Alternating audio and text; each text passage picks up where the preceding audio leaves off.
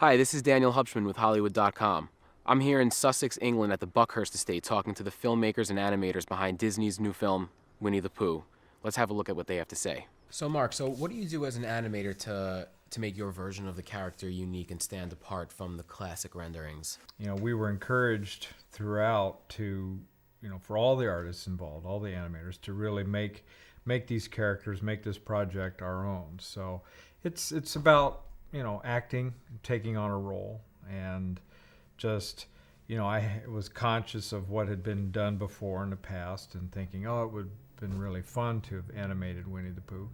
Now we've had the chance to do that. So it's my take on, what I think Pooh is and how he will function in this new story. How much breathing room or creative license do you have when rendering, the character, without the producers or the estate or the studio sort of like, coming on and saying, well, we want to, nudge you back in this direction, or I don't know how far out you would want to take these classic characters anyway, but how much creative license is there?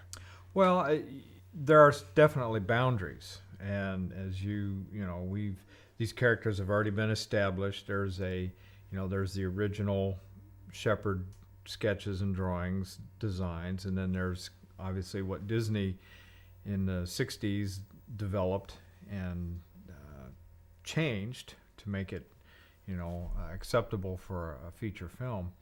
So that's what we were basing, all of our work on.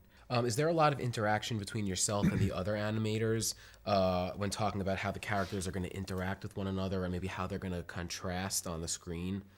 Yeah, we'll spend a lot of time. One of the meetings that we use is what we call a workbook turnover. So when a sequence comes out of story and it's ready to go into production, the key artists that are involved in that particular sequence will sit down in a meeting, and from the animator's point of view, our big emphasis is exactly as you described it. It's like, okay, well, what is the character doing? What's the best way, or is there a better way? Is there a different entertainment, or what are the entertainment possibilities in this sequence? Wouldn't it be funny if, so we start with what's on the storyboards, and we'll build on it. It's like, oh, somebody will come up with an idea. Oh, wouldn't it be funny? Well, if Eeyore does this, and then maybe Pooh could do this. So there is a lot of that, and it happens in this meeting called the workbook turnover. Does the hiring of a specific voice actor, does that ever have any effect on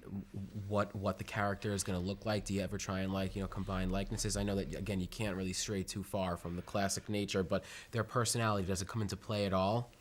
Well, in this case, certainly the physical characteristics wouldn't apply as much, but certainly the fact that Craig Ferguson's take on Owl is Craig Ferguson's take. Mm-hmm. It's different.